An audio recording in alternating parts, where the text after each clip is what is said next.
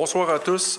Je suis David Bergeron, président-directeur général de la Chambre de commerce et d'industrie du Grand Roussillon. Merci d'être avec nous ce soir pour une séance d'information sur les élections fédérales 2025 pour la circonscription Châteauguay-Les Jardins de Napierville. Premièrement, les événements qu'on se tient, ça ne peut pas se faire sans nos précieux partenaires et je vous les nomme. La MRC de Roussillon, Desjardins Entreprises, Gravité Média, Paris Assurance, Rancourt Legault Jonca, LLG CPA, FIJ Coaching, la ville de Châteauguay, Chiasson-Gauvreau, l'UQAM, Groupe DPJL, les entreprises SD Décoteau, les McDonald's, Vidéotron à Châteauguay, la ville de Mercier, Plaza Rive-Sud, Manoir Diouville, le Centre de services scolaires des Grandes Seigneuries, le service aux entreprises, Blain-Joyal Charbonneau, Geneviève Gagnon, photographe, le journal Coup d'œil et Procaf. Donc, merci à nos partenaires. Je vous explique la formule rapidement. On a la présence de 3 des candidats qui ont répondu à notre appel pour la soirée d'information. Ils auront chacun 2 minutes pour se présenter. Ensuite, une banque de temps de 15 minutes pour 3 questions. Donc, s'ils prennent plus de temps pour une question ou une autre, au bout du 15 minutes, c'est tout. Chacun va parler à son tour de rôle par question. Donc, je vais commencer par vous les présenter. On a M. Patrick O'Hara du Bloc québécois, Mme Nathalie Provost du Parti libéral et M. David de Repentigny du Parti conservateur. Donc, je vous donne vos 2 minutes pour vous présenter. Je vais commencer dans l'ordre. M. O'Hara. Bonsoir. Merci, David. Merci aux collègues qui ont pris le temps d'être ici ce soir. Tout d'abord, je pense que je parle à la communauté de gens d'affaires et surtout la communauté de la région. Je fais partie de votre communauté de maintenant 30 ans. J'habite le comté. J'ai eu la chance de m'en venir ici dans les années 90, où j'ai tombé en amour un peu avec la région et j'ai toujours... je me suis ramené ici. Je suis votre voisin, je suis votre collègue, je suis un bénévole, je suis un membre de plusieurs fondations et CA dans plusieurs fondations dans la région. Je suis quelqu'un qui vous croise dans les épiceries, qui vous croise au SAQ, qui vous croise au Canadian Tire, qui vous croise à travers notre comté depuis maintenant plus de 30 ans. Je suis quelqu'un aussi qui croit beaucoup à redonner au suivant, puis à prendre le temps aussi d'améliorer la vie et les conditions de notre communauté collective. Alors, tout ça dit, on va avoir du plaisir ici ce soir et je suis très heureux d'être ici avec David et Nathalie, pouvoir parler ouvertement de nos programmes. Merci beaucoup. Madame Provost, votre tour. Bonjour d'abord, merci beaucoup. Merci de nous accueillir. Merci aussi à tous ceux qui écoutent. Je pense que ça, c'est l'exercice de la démocratie qu'on a l'occasion. Donc, merci de nous donner l'opportunité de se présenter, de présenter nos idées puis de présenter les idées de nos partis. Aujourd'hui, je vais me présenter surtout sur le volet économique que je représente et que je comprends bien.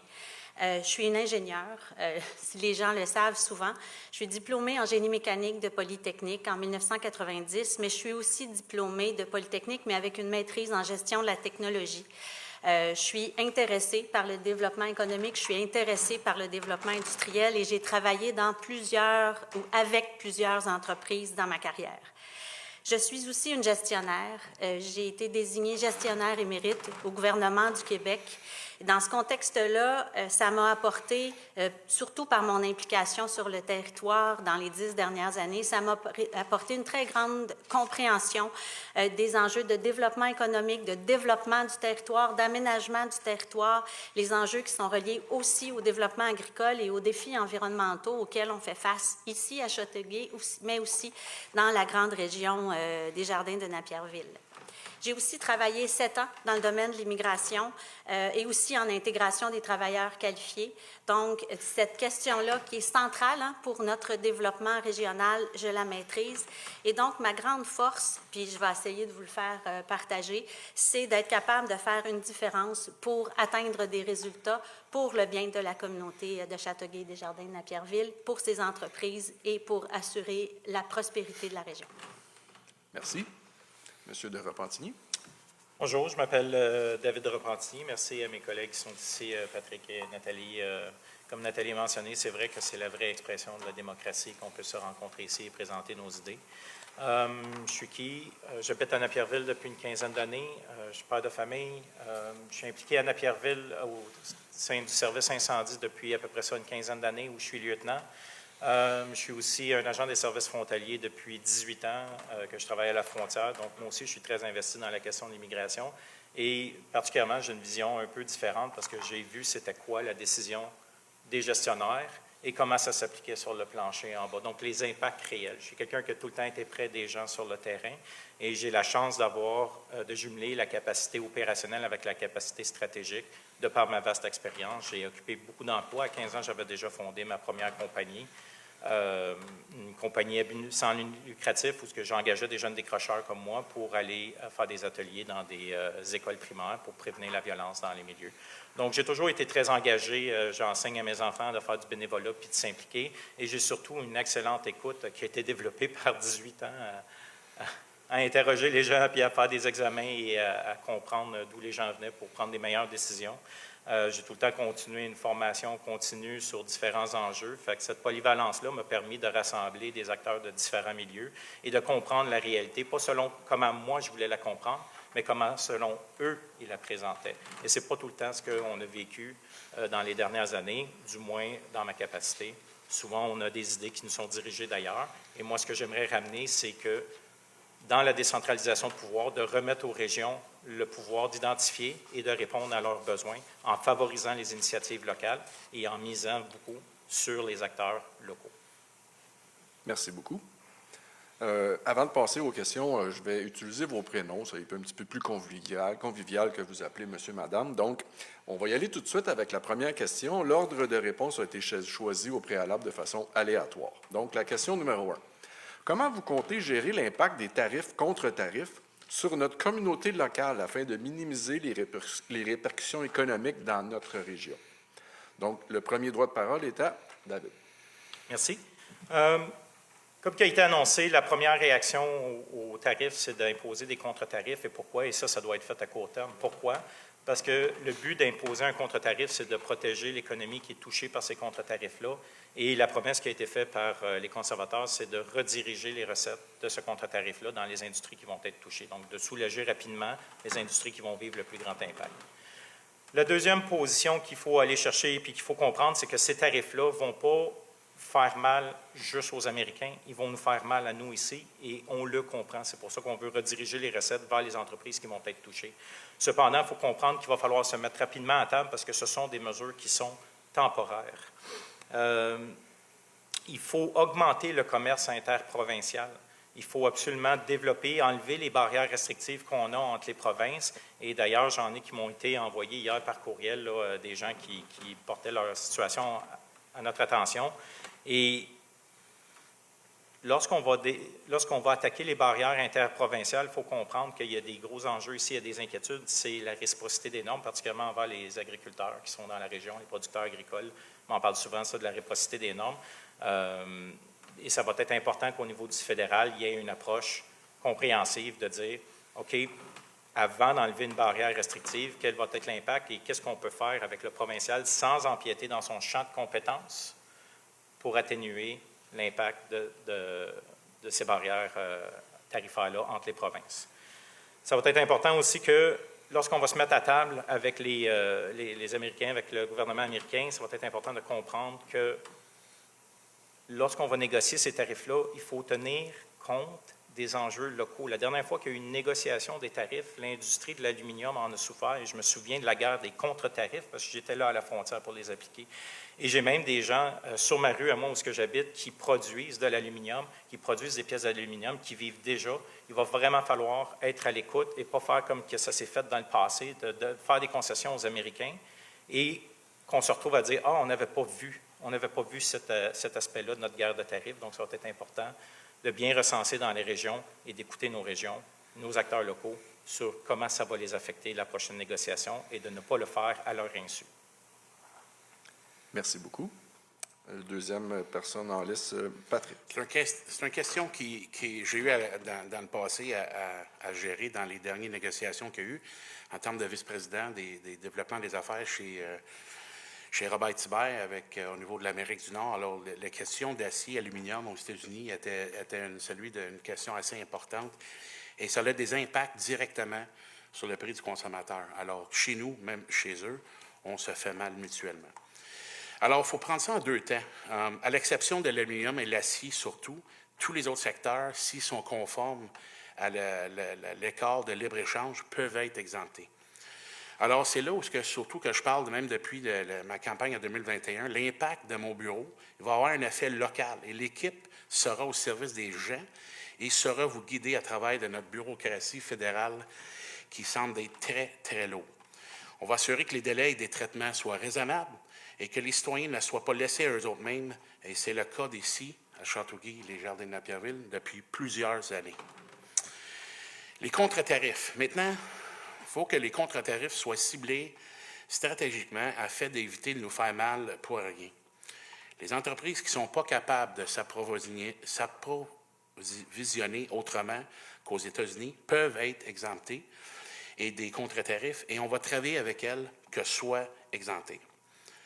Parmi ma campagne, j'ai visité plusieurs entreprises locales affectées par l'ensemble de la situation de tarifs et contre-tarifs, dont Acier Métaux-Spec, M. Cortolino, Distribution Lazur avec Virginie et Joël Billette, les CRMR, Michael et Mélissa, les Transformations CL, Mme Catherine Lefebvre. Et ils ont tous un dossier un peu spécifique par rapport aux tarifs et comment ça les impacte. Et notre bureau va être là pour supporter ces gens-là et tous les autres qui en ont besoin. Nous proposons, le Bloc, de mettre en place une subvention salariale pour être sûr que ces gens-là peuvent maintenir leur monde dans l'emploi. Alors, l'objectif est que le fédéral vienne couvrir la partie de la masse salariale pour que les entreprises ont une trop grosse perte d'activité causée par le gaz tarifaire qui n'est pas à mettre à pied leurs employés. Et surtout, que quand on met des employés à pied, ils vont trouver d'autres emplois ailleurs. Il faut surtout s'assurer que les secteurs économiques du Québec ne se retrouvent pas sur la table de négociation face aux Américains. Notre gestion d'offres, notre bois, notre aluminium, notre agriculture, nos producteurs laitiers, notre langue, notre culture, et j'en passe. Et rien ne doit être sacrifié au nom de l'intérêt du reste du Canada dans le libre d'échange avec Washington. Les libéraux parlent soudainement de gestion d'offres, et c'est pas en parlant qu'on le défend. Ça va être en déposant des lois qui va rester. Alors, pour la troisième fois, le Bloc québécois va déposer encore une loi aux prochaines sessions parlementaires. Et en terminant pour cette question-là, j'ai une question un peu que je vais laisser peut-être ma collègue libérale ici me répondre. Qu'est-ce qui m'intrigue au niveau de le cadre financier proposé par les libéraux? Ils croient que les tarifs amèneront 20 milliards de revenus.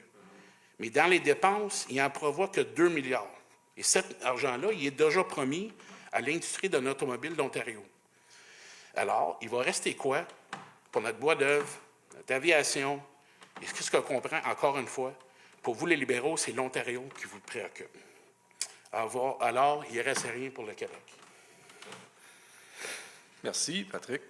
La parole est à Nathalie. Bonjour. La question des tarifs et des contre-tarifs, elle est générale. Hein? Tout le monde, les réponses d'ailleurs de mes collègues la démontrent. Mais vous la posez clairement pour la région. Donc ici même, quel sera son impact pour Châteauguay, les Jardins de Napierville? Et moi, ce que je sais, parce que je l'ai vécu dans mon histoire, c'est que le seul qui peut réellement agir, réellement faire une différence, c'est le gouvernement qui est au pouvoir et les libéraux vont pouvoir agir. L'important, c'est que les enjeux qui sont d'ici soient pris en compte. Il est très clair que la gestion de l'offre ne fait pas partie de la négociation. M. Carney l'a dit, et encore, à tout le monde en parle. M. Blanchette disait qu'il y a eu une discussion entre M. Carney et M. Blanchette sur la loi sur la gestion de l'offre. Donc, sur ça, je pense qu'on est du même avis. J'ai aussi discuté avec Jérémy Letellier, qui est le président de l'UPA, mais qui a aussi sa ferme, Hugo Landry, Jean-Claude Poisson. Ce sont tous des agriculteurs d'ici pour qui c'est réellement important. Et donc, je comprends cette importance-là et je suis très heureuse de savoir que mon chef et que mon parti vont continuer d'appuyer la gestion de l'offre. Il va être important aussi de représenter les entreprises manufacturières ou agroalimentaires durant les négociations. J'ai rencontré les Zimmerman de CMP, j'ai rencontré la famille Léhy des produits Léhy à Franklin. Ces gens-là, ils sont déterminés à passer au travers de la crise. Ils veulent rester prospères et ils veulent continuer d'être les fleurons qui sont pour notre région. Mais pour ça, ils ont besoin de nous. Puis déjà, le 4 mars dernier, il y a un programme de contre-tarifs, de rémission dans les contre-tarifs qui a été implanté et ces entreprises-là sont déjà en mouvement avec ce qu'on a fait à l'époque, au moment où on était encore le gouvernement, les élections n'étaient pas lancées, pour être capable d'équilibrer et de répondre à ces entreprises qui acquièrent des produits tarifés, qui veulent en revendre, pour essayer de minimiser et de mitiger les risques. Il y a la gestion de l'offre qui est une préoccupation, mais il y a aussi, et on va en parler un peu plus tard, toutes les questions d'immigration et d'aménagement du territoire pour être certain qu'on garde cet extraordinaire patrimoine qu'on a ici, qui est d'être le jardin alimentaire de la région. Les libéraux peuvent aussi agir. Vous savez, on a une très grande frontière. Donc, les libéraux peuvent agir au niveau du passage entre les Américains et les Canadiens. Il y a des moyens d'agir aussi au plan réglementaire, des éléments que les conservateurs, à l'époque, en 2007, avaient abolis et qu'on pourrait remettre pour réutiliser cette économie-là et regarder de l'argent au Canada qui est en interface. Donc, Mark Carney est le seul leader qui est capable de tenir tête à Donald Trump dans la guerre des tarifs et des contre-tarifs. Il était, non seulement c'est un homme du monde de la finance et de l'économie, mais c'est aussi quelqu'un qui connaît l'économie des États, le financement des États. Il a été au ministère des Finances, il a été à la Banque du Canada, mais il a été aussi à la Banque d'Angleterre. Il a donc un réseau européen. Et notre économie qui, aujourd'hui, elle est très axée nord-sud, doit se devenir de manière horizontale. Vous avez raison, les tarifs transfrontaliers, transprovinciaux doivent être revus, mais il faut aussi aller vers l'Europe et vers l'Asie pour avoir une économie moins dépendante. Donc, il est capable de faire ça. Et pour ma part, comme éventuel député de la région, je sais que je peux et que j'ai de l'influence auprès du gouvernement pour m'assurer qu'on garde notre vitalité économique, qu'on protège les actifs, qu'on protège nos fleurons et qu'on passe à travers cette crise-là ensemble. Merci beaucoup. Merci d'avoir bien couvert la question sur les tarifs et contre-tarifs de notre région. On va passer à la question numéro 2 maintenant. Peut-être juste une petite chose, essayez de ne pas trop vous éloigner du micro pour donner une chance à nos gens dans la régie. Donc, question numéro 2. Comment pensez-vous personnellement pouvoir faciliter l'accès aux travailleurs, alléger la charge administrative des entreprises afin de les aider à s'adapter aux changements et briller sur le marché d'aujourd'hui? Donc, l'ordre cette fois-ci, Patrick en premier. Écoute, je suis content parce qu'on parle de Mark Carney, mais la seule affaire que j'ai entendue, tout le monde en parle, c'est qu'on fait des discours, on serre des mains, puis on regarde des vaches. Je veux juste régler ça. Puis tu as raison, vous avez raison, il connaît les États-Unis, il a donné 287 millions à Elon Musk et 1,1 million au gendre de M. Trump pour un dossier immobilier. Tout ça, d'abord, au niveau des accès au travail, de la pénurie de main-d'œuvre. D'abord, le programme des travailleurs étrangers temporaires au Bloc, on veut la bonifier, notamment pour l'industrie agroalimentaire. C'est important ici pour que notre économie maraîchère et laitière. Cela dit, le Bloc québécois et moi-même, on pense que le Québec devrait gérer ce problème-là. Car c'est au Québec qu'on connaît et on a les données pour savoir où et comment gérer cette juridiction-là. Donnons-nous notre argent au Québec et nous allons le gérer nous-mêmes. Aussi, pour contrer cette pénurie de main-d'œuvre et la perte des connaissances au milieu de travail, on propose un crédit pour laisser les gens qui ont pris leur retraite ou les baby boomers de retourner et rester sur le marché du travail. Alors, de ne pas le pénaliser, parce que leur temps et leur connaissance est assez importante. Et quand on laisse ces gens-là rester sur le marché du travail sans être pénalisés, mais qu'est-ce qu'ils vont faire? Ils vont retourner ces argents-là dans l'économie locale. quand on passe de l'Eurodeli de Giuliano, quand on passe de boulangerie de Nick et Joe, quand on passe de nos petits cafés comme Ruban Bleu, c'est eux qui vont en profiter le plus de ces sommes-là. Pour la même raison, maintenir le pouvoir d'achat au Bloc, on propose une augmentation, et c'est encore le Bloc québécois, pour la troisième fois, va le faire en rentrant en Chambre, une augmentation de 10 pour la pension des gens de 65 et 74 ans, ça aussi pour leur redonner leur pouvoir d'achat. Pour aider les commerçants, on va proposer à diminuer les frais que les compagnies de carte de crédit prennent. Aujourd'hui même, j'étais en train de dîner au boulevard Bar & Grill, une discussion avec Michael, le propriétaire. Lui-même, il paye entre 2 600 et 3 000 $ par mois en frais de carte de crédit, dont en Australie, ils ont capé ces frais-là à 0,5 %. Moi-même, en étant longtemps dans la restauration, on sait que 2 600 à 3 000 $ sur la ligne de marge est énorme pour ces gens-là. Merci. Merci, Patrick. En deuxième droit de parole, Nathalie. Merci. Dans mon histoire, j'ai travaillé au ministère de l'Immigration, je l'ai dit un peu, mais j'ai aussi travaillé en productivité. J'ai été 15 ans dans une organisation dont le but premier, c'était d'optimiser les façons de faire, les manières de travailler, pour s'assurer qu'il y ait le moins de gaspillage possible, pour s'assurer que les produits répondaient le mieux aux besoins de la clientèle. Cette compétence-là, je compte la mettre au service des citoyens, mais aussi avec le lien avec le gouvernement du Canada. Parce que alléger la charge administrative des entreprises, ça ne se fait pas comme ça. Tout le monde m'en parle. On m'en parle quand je rencontre les gens, les vignobles, on le rencontre quand je parle avec les gens du domaine agricole, on m'en parle partout. La charge, le fardeau administratif est très lourd au fédéral. On a donc à travailler de manière claire et ça fait partie de notre programme. Optimiser, réorganiser nos façons de faire pour simplifier et donc rendre nos services comme État plus compétitifs pour faciliter la compétitivité des entreprises. C'est fondamental. Vous parlez aussi de l'accès à la main-d'œuvre. Il y a jusqu'à 15 000 $ pour la formation et la requalification des travailleurs qui a été annoncé pour le secteur manufacturier qui nous concerne ici.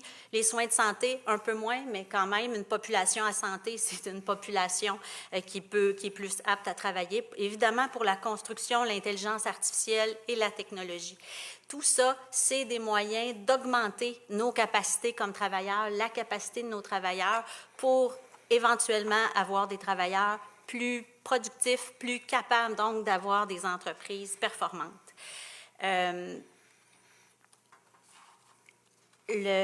Par rapport à l'immigration, le Québec, compte tenu de l'accord de 1990 sur les Aubains, contrôle son immigration, contrôle les travailleurs qualifiés et contrôle les métiers des travailleurs temporaires. C'est pour ça que c'est une décision de M. Legault de freiner les travailleurs temporaires qui sont en train de causer un problème pour l'entreprise de Martin Thérault, les tubes de carton Polyrol. Mais il y a plein d'entreprises comme lui qui ont engagé des travailleurs temporaires dans les domaines qu'ils voulaient et qui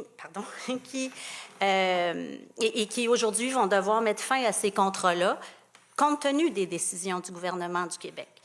Il y a effectivement des défis, mais le gouvernement du Québec aussi est partie prenante là-dedans.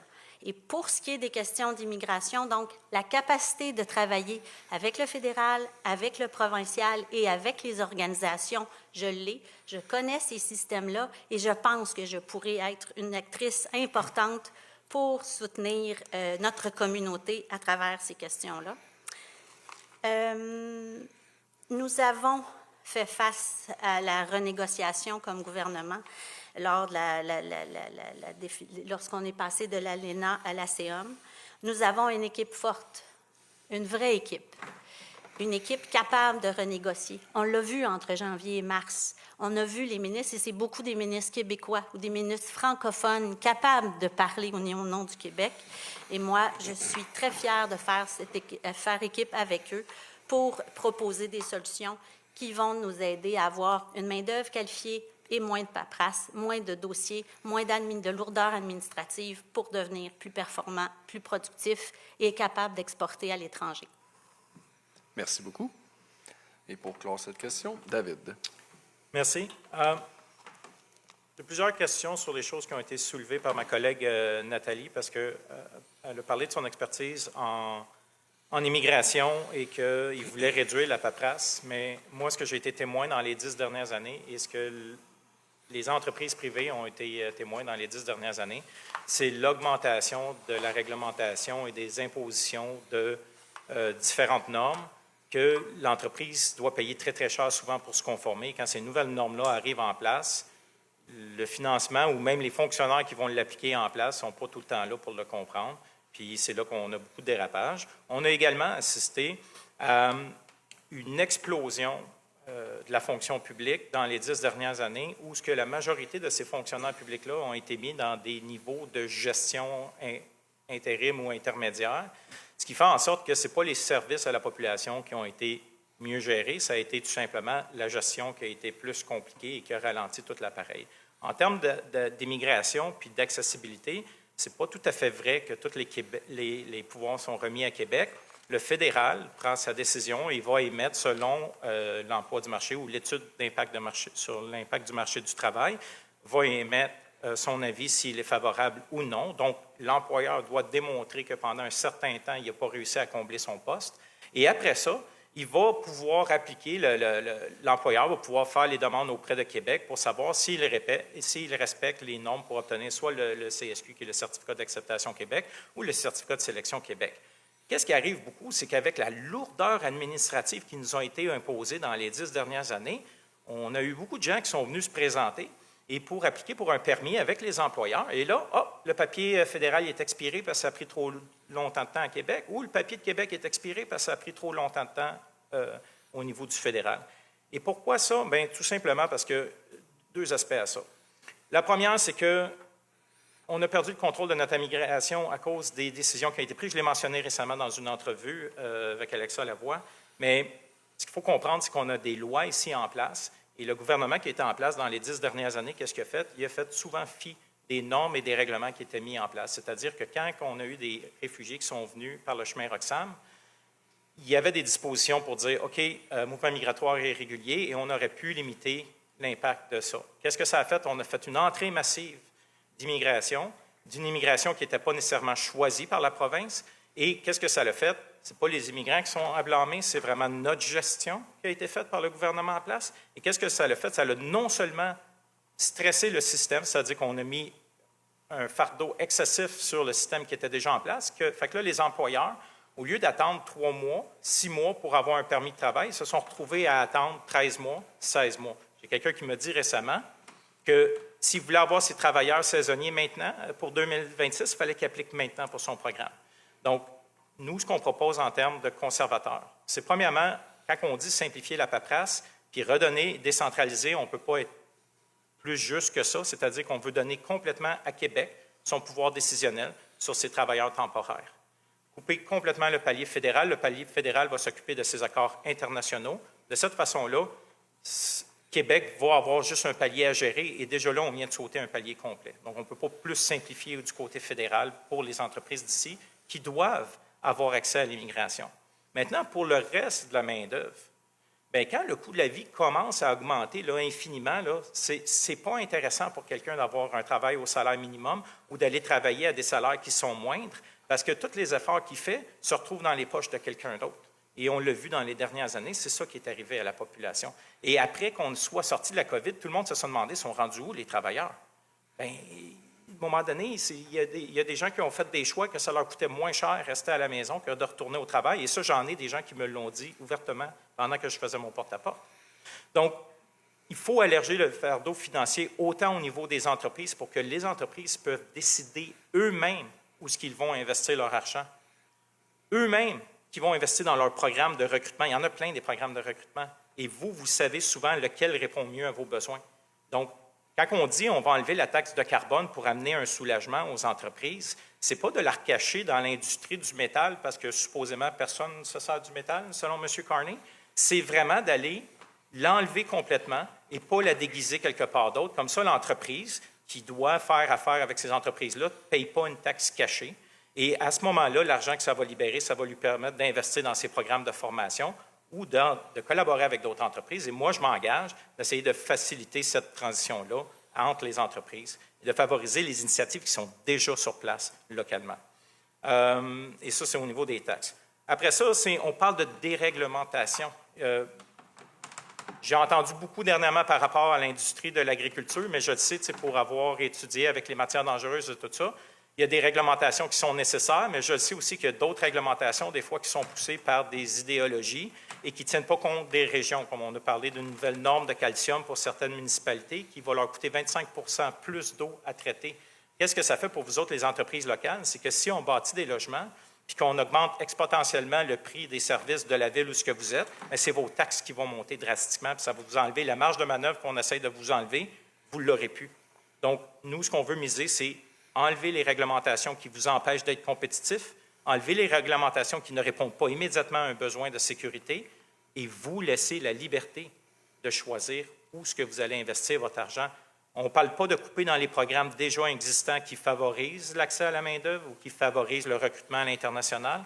On veut simplifier ces processus-là, enlever la redondance et vous laisser le pouvoir à vous de choisir où ce que vous allez investir. Parce que c'est vous les spécialistes dans ce dossier-là.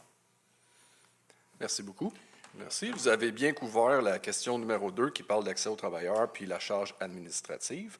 Je tiens à vous féliciter pour la discipline et la rigueur que vous faites preuve en n'intervenant pas pendant que les autres candidats parlent. On garde ça comme ça pour la question numéro 3. Question. Le temps qui reste au tableau, ça inclut la conclusion ou non? Non, ça n'inclut pas. Donc, troisième question. Que comptez-vous faire localement pour donner un souffle nouveau à nos entreprises, puis pour les aider à prospérer dans l'économie là, qui est incertaine? On commence avec David. C'est sûr que le parti en tant que tel a parlé de réduire certaines taxes, comme l'impôt qui a été imposé par les libéraux sur le gain de capital, surtout quand c'est investi dans les entreprises locales. Donc, cette mesure-là, activement, qu'est-ce que ça veut dire localement? C'est que quand vous réinvestissez dans vos entreprises ou quand vous réinvestissez dans les entreprises locales, bien, vos gains de capital, vous allez pouvoir continuer d'en profiter. Et ce qu'on veut faire, moi, ce que je veux faire personnellement, bien, c'est que je veux m'assurer que cette promesse-là voit le jour, mais aussi, c'est de rendre les programmes plus simplifiés en simplifiant les démarches. Je connais très bien l'appareil fédéral, je connais très bien où est-ce que ça bloque. J'ai des dossiers, des fois, on l'a vu là, dans le dossier de taxation des VR. Soudainement, il y a des fonctionnaires à Ottawa qui ont décidé d'appliquer une taxe à l'industrie du VR et qui remontent 10 ans en arrière et qui demandent des sommes de 3 800 000 à des entreprises qu'il faut qu'ils payent maintenant. Et c'est une mesure qui n'a pas été appliquée, c'est une disposition de la loi qui n'a pas été appliquée. Pourquoi maintenant, soudainement, on a dit « Ah, ça, c'est la mesure la plus importante ». Moi, je m'engage d'aller vraiment au-delà de ces agences-là et de défendre les points des entreprises locales, parce que les entreprises locales, là, si on n'y fait pas attention, c'est vous autres qui êtes le moteur économique du Canada. Les PME représentent au-delà de 82 % de notre industrie, si ce n'est pas plus maintenant. Donc, il faut bien comprendre que moi, je m'engage vraiment à aller, dès qu'il y a un enjeu, d'aller voir les acteurs responsables à Ottawa et de peser sur les leviers. Je l'ai fait quand je suis rentré à l'Agence des services frontaliers. Je me suis battu 10 ans pour faire rentrer un défibrillateur, mais je n'ai pas lâché le morceau et ce serait un roman juste écrit comment ça s'est passé, mais moi, je m'engage de tout le temps aller voir les acteurs et de ne pas hésiter d'aller cogner aux portes pour aller défendre les intérêts locaux qui sont soulevés par les entreprises locales. Rendre les programmes plus accessibles, ce n'est pas juste en supprimant la bureaucratie, mais en comprenant comment l'appareil fédéral fonctionne. C'est beaucoup plus facile d'aller peser sur les leviers nécessaires pour faire bouger les acteurs là-bas. Et si ça, ce n'est pas suffisant, bien, d'aller collaborer avec les ministres en charge de ces entités-là pour aller faire valoir les points de la région. Je l'ai dit dans mon entrevue de candidat, le candidat représente sa circonscription, il ne représente pas son parti, il représente ceux qui ont voté pour lui et ceux qui n'ont pas voté pour lui. Moi, je m'engage d'être à l'écoute des gens qui font partie de la circonscription. Le parti, c'est une coalition de forces, c'est un rassemblement de valeurs dans une direction qu'on s'est donnée, et la direction qu'on s'est donnée, c'est de remettre le pouvoir sur vous. Je m'engage à m'assurer que ça en revienne toujours à vous et que vous ayez votre mot à dire dans les actions qui vont être posées localement. Représenter les enjeux locaux face à la bureaucratie, c'est la chose la plus lourde qui m'a été apportée de tous les acteurs, de tous les milieux que j'ai rencontrés. Des demandes de dernière minute, de dire, bien là, il faut que tu répondes à telle norme. J'ai des constructeurs qui font des projets pour faire des logements. On dit on a besoin de logements. Tout le monde reconnaît maintenant qu'on a besoin de logements, puis on sait qui remercier pour ça, pourquoi c'est aussi urgent d'avoir besoin de logements. Et qu'est-ce qu'on arrive? Bien là, quand on vient pour faire les logements, bien là, on a un fonctionnaire qui arrive quelque part et qui nous dit « Ah, bien là, on a telle norme à respecter. » Oui, mais ça fait déjà 1 an que le projet est en cours. Donc, je m'engage de représenter les intérêts les enjeux locaux pour que quand il y a des verrouillages au niveau fédéral sur des réglementations qui nuisent au développement, d'aller les représenter puis les battre contre jusqu'au bout. Merci beaucoup, David. Maintenant, la parole est à Patrick. Merci. Je vais revenir un peu dans la dernière question où on parlait que les députés ou les ministres québécois dans le gouvernement libéral, que Mme Provost faisait part, dans la dernière négociation, l'ACE, j'aimerais savoir c'est quoi votre opinion. Ils ont complètement oublié l'aluminium. C'est le Bloc québécois qui s'est assuré qu'on protège l'aluminium, puis ça, en contrepartie, ça a sauvé entre 10 et 12 000 emplois. Vous avez le Parti libéral que vous avez critiqué pendant plusieurs années et vous êtes collé sur le Bloc québécois pour entendre votre voix. Et même, je crois que vous avez refusé de prendre des photos avec le premier ministre à l'époque. Ils ont voté contre l'augmentation des pensions des aînés de 65 ans à 74 ans. 2 fois. À chaque fois qu'ils ont touché la gestion d'offres, il y a un impact de 3-4 et je n'ai pas les chiffres exacts, mais je pense que ça représente de 300 à 450 millions de dollars à chaque fois. Pour moi, c'est bien beau quand on parle des ministres libérales de faire des cocktails à 1 500 $ pour rencontrer M. Dominique Leblanc comme première priorité ici à Châteauguay-les-Jardins-Napierville. Mais pour moi, ça ne résonne pas votre priorité pour notre circonscription. Alors, depuis le début de la campagne, on allait rencontrer des agriculteurs. J'ai réalisé qu'il y a 2 problèmes. D'un côté, les organismes et les écoles, les cafétérias et les organismes de but sans lucratif. Et nos agriculteurs, ils ont dit qu'est-ce qu'on appelle les légumes moches. Et ça, ils sont plus capables de les vendre au niveau des grandes surfaces. En contrepartie, quand on parle de la Centre d'action bénévole de Saint-Rémy, les marmitons de Mercier, dirigés par Serge Saint-Laurent, et certaines écoles et même les hôpitaux n'arrivent plus à s'approvisionner au niveau des grandes surfaces en manque de sous. Donc, qu'est-ce que je veux mettre en place et je vais proposer? C'est un système d'économie circulaire à la grandeur de la circonscription où tous pourraient trouver leur compte, dont des économies pour les organismes et une limitation des pertes pour nos agriculteurs.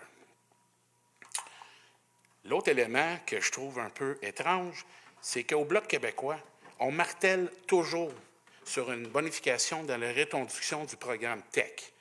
Pour vous expliquer, c'est la redevance sur les taxes sur l'essence. Les libéraux, en période de 2024 à 2028, ont fait des coupures massives dans ce programme-là. Et ce programme, ça redonne des sommes directement aux villes afin d'aider à améliorer et reconstruire leurs infrastructures, et surtout ici, en eau, désuet, et ça depuis 50 ans. Alors moi, la question est simple. Comment les libéraux peuvent-ils couper dans un programme aussi important ici localement, dans le contexte où on a la crise de logement, des changements climatiques, alors que le programme fonctionne, c'est le programme qui fonctionne le mieux pour aider nos municipalités à payer leurs infrastructures.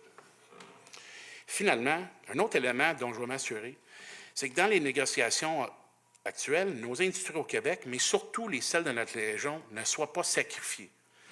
Et c'est ça que sert le Bloc. Je vais personnellement être le chien de garde ici, comme dans le comté, et que je peux avoir du mordant et quand ça ne fait pas notre affaire. Et surtout, le Bloc va s'assurer que les libéraux ne laissent pas que l'Ontario ait épargné. Comme j'ai mentionné tantôt, au niveau de la domaine automobile, 2 milliards ils ont déjà été promis dès minute 1. Et dans l'Ouest canadien, les pétrolières, des milliards de subventions. Les négociations avec Trump, ce n'est pas un concours de personnalité. Peu importe qui sera au gouvernement, il devrait négocier. Avec tout respect à mon collègue et candidature David Delapentie, je suis obligé de parler davantage des libéraux, car comme dans les élections précédentes, ici, c'est une lutte à 2. Et je tiens à souligner, M. Delapentie, que je t'ai croisé plus souvent sur le terrain que mon adversaire libéral. C'est ça que je te félicite. C'est tout. Merci, Patrick. Donc, pour clore la question 3, Nathalie. Pour donner un souffle nouveau à nos entreprises et pour les aider à prospérer, moi, je pense qu'il faut qu'on démontre la capacité des élus à travailler en équipe avec les leaders de l'industrie. Moi, déjà, j'ai fait plusieurs rencontres avec les entreprises, les associations, les organismes communautaires et les élus municipaux. Et tout au long de ma carrière, j'ai démontré ma capacité à travailler en équipe avec tous les niveaux de paliers qui ont un impact sur le terrain. Faire que les entreprises trouvent les leviers vers les différents ministères et organismes impliqués, trouver les stratégies pour que Québec et Ottawa travaillent ensemble de manière efficace et ordonnée, qu'on abandonne, lorsque c'est nécessaire, des doubles responsabilités. Je pense que c'est quelque chose d'important et qui fait partie de la vision de Mark Carney. Depuis un mois, j'ai vraiment beaucoup approfondi ma compréhension de plusieurs dossiers au-delà de ce que je connaissais en arrivant. Il y a des entreprises telles AgriAG qui vend son expertise au niveau du sol. Je pourrais vous faire la liste de toutes les entreprises que j'ai rencontrées. Mais ce qui me frappe le plus, c'est l'importance des moyennes entreprises qui ont un impact stratégique, vous l'avez dit, hein, l'économie du Canada, elle repose beaucoup sur les petites entreprises. Les moyennes entreprises, elles ont des leviers de développement et pour les aider à naviguer, parce que leur voix n'est pas toujours aussi grande, moi, je pense que quelqu'un qui a déjà démontré sa capacité à avoir de l'influence auprès du gouvernement, bien, c'est un atout pour une région, pour un comté. Mark Carney n'est pas un politicien de carrière, c'est un économiste reconnu. Il sait traverser des crises économiques comme celle qu'on a à traverser. Il est reconnu dans le monde entier pour ce qu'il a fait. Je crois qu'avec un parti libéral majoritaire, on aura la possibilité d'agir rapidement et effectivement pour soutenir l'économie. L'approche de Mark Carney est mesurée et elle vise à limiter l'impact pour les Canadiens. Le 3/4 des dépenses proposées dans notre cadre financier sont des investissements pour l'économie, pour la défense nationale et pour les infrastructures.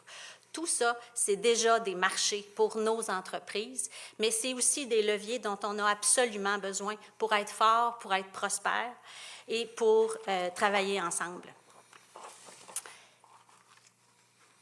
Mon histoire personnelle, ma capacité comme gestionnaire de travailler avec les gens du terrain, avec les gens qui définissent des politiques, des règlements, avec les élus municipaux, provinciaux, régionaux, ma connaissance des acteurs, comment faire bouger ces leviers-là ensemble, je pense vraiment que je peux aider la région de Châteauguay-les-Jardins de Napierville à garder sa prospérité, parce que c'est déjà une magnifique région, hein, c'est le jardin du Québec, bien, à garder sa prospérité, mais à la faire grandir à travers une période d'incertitude, de risques, de menaces qu'on ne contrôle pas, hein, vous l'avez dit.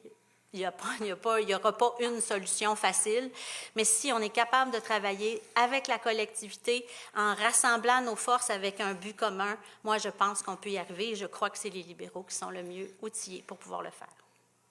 Merci beaucoup. Merci. On a fait le tour quand même sur qu'est-ce que vous pouvez faire pour donner un souffle nouveau. Comme vous avez été très clair, précis et concis, le temps nous permet de vous donner un temps pour une conclusion. Quelque chose que vous vouliez que les gens de la circonscription se rappellent de votre passage ce soir. Patrick. Je vais laisser David. J'ai ouvert la session. Je vais laisser David commencer. David. Merci. J'aimerais que les gens se rendent compte et se souviennent des 10 dernières années, où ce que je ne doute pas du tout de l'intention de ma collègue ici. Je crois qu'elle a le cœur à la bonne place.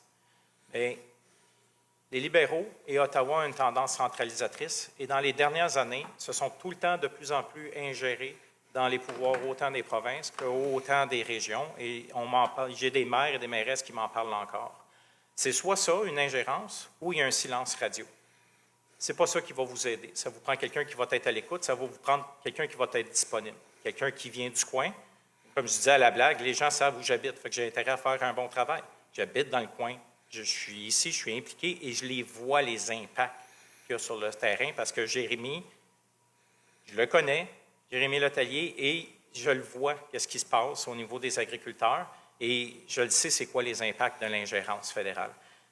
Malgré toute la compétence, l'ingérence de la gestion qui a empêché les gens sur le terrain qui avaient l'expertise, donner des contrats à des firmes au lieu de se fier à l'expertise qui est à l'intérieur, c'est tous des mouvements que les libéraux ont faits qui nous ont amenés vers un déficit et ils veulent le doubler, ce déficit-là, dans la prochaine année. On a beau vous promettre de l'argent, c'est pas ça qui va ressortir. Ça va être une plus grosse dette. Et j'ai pas besoin, on a parlé là, des restaurants là, qui avaient leur carte de crédit, là, qui payaient des 3 000 $ par mois. C'est impossible de penser qu'on va endetter plus le pays et que le pays va mieux se porter. Oui, les investissements, mais les investissements, vous êtes en mesure de les faire. Une des premières leçons en économie, c'est que lorsqu'on laisse l'entreprise décider où ils investissent leur argent, ils créent de la productivité. En créant de la productivité, ils créent de l'emploi et de la richesse. Et lorsque l'ingérence gouvernementale est là à toutes les étapes, comme les libéraux ont fait dans les 10 dernières années, c'est là qu'on approuverait. M. Carney est peut-être un économiste, mais la première leçon en économie, c'est de favoriser l'industrie en leur offrant des congés de taxes pour les motiver à investir et à se développer. Et la dernière chose qu'il faut faire, c'est tout le temps favoriser le gros joueur qui, finalement, même si ce n'est pas fédéral, on sait qu'on a donné des subventions à des entreprises qui sont venues pour s'installer ici, puis ils sont partis avec notre argent. Donc, il faut vraiment miser sur vous. Moi, vraiment, les conservateurs, c'est la volonté. J'ai été recruté pour ça, pour vraiment montrer. Je suis capable de monter un dossier, présenter les idées d'une région, présenter les idées et, oui, favoriser la collaboration entre les personnes. Et ce que j'aimerais que vous reteniez ce soir, aujourd'hui, c'est qu'on ne peut pas toujours répéter la même expérience et s'attendre à avoir un résultat différent. Merci beaucoup. Donc, Nathalie? Oui. Je travaille dans le Parti libéral de Mark Carney et c'est ma première expérience en politique active. Je ne peux pas dire que pour moi, tout ça, ce n'est pas du changement. Et ce que j'ai à proposer au Jardin de Napierville et à Châteauguay, c'est du changement. Je représente du changement. Mais ce que j'ai appris dans toutes mes années, autant comme gestionnaire que dans mes années de militante, on travaille avec une énorme machine qui est un gouvernement, qui demande, qui exige une équipe et beaucoup de compétences. Je comprends les idées conservatrices. Je reconnais à quel point, par exemple, M. Brian Mulroney a été pour le Canada un grand premier ministre. Mais cet homme-là travaillait en équipe. Il y avait une équipe autour de lui, formée de gens solides et compétents qui étaient à ses côtés et qui démontraient comment, ensemble, ils allaient diriger le Canada. C'est ça dont je suis fière. Non seulement, moi j'arrive, je suis nouvelle, M. Carney est nouveau, et ensemble, avec plein d'autres, Carlos Leitao, c'est un économiste reconnu mondialement, c'est nouveau. Madeleine Chenette, c'est une diplomate internationale, elle est nouvelle. On est de très nombreux candidats qui veulent amener un vent de changement, un vent de renouveau au Parti libéral. Et donc, je crois que dans les conditions actuelles, Mark Carney et notre équipe méritent et ont besoin d'un mandat fort. Un mandat fort pour l'agriculture, un mandat fort pour nos entreprises, un mandat fort pour faire face à la crise et se transformer. Et je souhaite être votre député. Je vous apporterai ma capacité à travailler ensemble avec les acteurs impliqués, avec les acteurs municipaux, provinciaux, fédéraux, les entreprises, la communauté, parce qu'il faut garder notre économie vivante et parce qu'il faut mieux la faire prospérer face à l'univers dans lequel on est. Il faut vraiment faire équipe. Et puis moi, travailler avec vous dans la communauté, ça sera quelque chose d'important pour moi si je suis élue. Puis en terminant, je voudrais vous remercier infiniment. C'est important, ces tribunes-là que vous nous accordez. J'espère qu'il y a plusieurs personnes qui nous écoutent. C'est comme ça qu'on fait entendre la voix de la démocratie. Je vous remercie beaucoup de l'attention que vous avez portée à cet échange. Merci. Et pour conclure, Patrick? Écoute, merci Nathalie, merci David. Merci. Nathalie, avec tout le respect, bienvenue dans ta première lutte de politique. Je l'ai vécu en 2021. Et ce soir, j'aurais aimé mieux que tu me parles plus de toi et non de Mark Carney. J'avais l'impression d'être sur le stage avec Mark Carney, mais c'est correct aussi. Mais par contre, je vais revenir sur qu'est-ce qui est les vraies causes ici. La cause qu'on vit, et ça depuis 2021, j'ai perdu une élection ici dans le comté par 12 votes. 12 votes qui ont fait une grande différence dans les derniers 4 ans qu'on vient de vivre comme circonscription, comme gens d'affaires dans la région. Je suis un candidat, je suis votre voisin, je suis votre collègue de travail, je suis votre bénévole qui a tous vos causes à cœur et non seulement une cause. Et noble en passant. Je suis quelqu'un de proactif, de créatif. Je vais vous donner un exemple, qu'est-ce que j'ai fait comme action ici, et pas les autres. Moi, en 2016, je trouvais que l'employeur avec qui je travaillais, M. Robert Thibert, un des plus grands employeurs de la région, il n'y avait pas d'événement. Et je siégeais sur la fondation en Allaberge à cette époque-là. David, d'ailleurs, on a siégé ensemble pendant plusieurs années. Et j'ai demandé à M. Thibert si je pouvais mettre en place un tournoi de golf pour Anne Allaberge. L'année passée, je pense que c'est notre 7e édition qu'on a livrée. On a remis plus de 1 million de dollars directement à la Fondation Anne Allaberge, que ça a un direct impact à notre communauté. Direct. Ça, c'est des faits accomplis. Quand on regarde notre collègue, mon voisin, le leader du Bloc québécois, je vais parler de quelqu'un d'autre pour probablement la première fois ce soir, à l'intérieur, il a fait venir il a été trouvé 20 millions de dollars pour l'érosion des berges pour la rivière Saint-Régis, dont nous aussi, on en profite. Il a fait ça lui-même et il a travaillé, même s'il n'est pas au pouvoir alentour de la table décisionnelle, il a réussi à aller chercher ça. Pourtant, l'éducation ne relève pas du fédéral et il a été capable d'amener un satellite de l'Université du Québec dans son comté. Et c'est ça que ça prend. Et ça fait longtemps ici à Châteauguay, les Jardins de la Pierreville, on n'a pas un bureau de député qui est ouvert, axé aux services aux citoyens, prêt à tout faire pour les supporter, pour trouver des solutions. Je vais me mouiller. Puis je vais poser le dernier 30 jours, on est presque rendu à 30 jours de campagne. Où étaient mes collègues adversaires lorsque Mme Michaud elle a eu une conférence sur les lagunes à Mercier, la plus grande désastre qu'on a eu dans la région depuis plus de 50 ans? Où étaient mes adversaires lorsqu'on a eu la chance de s'adresser aux citoyens de Mercier lors d'un conseil municipal? Où était la candidate libérale lorsque moi et David, on a participé à un débat à l'UPA à Montérégie, alors qu'ici, on est le Jardin du Québec, le cœur de l'agriculture du Québec? Où étaient mes adversaires lors du freak show qu'on s'est croisés dans la Berge dernièrement? Je peux vous dire, moi, je n'étais pas dans un cocktail de 1 500 $ qui chargeait les gens pour rencontrer un ministre. Et pour moi, ça en parle gros. Pour moi, ça veut dire que tu ne peux pas demander au monde de l'argent pour rencontrer les politiciens.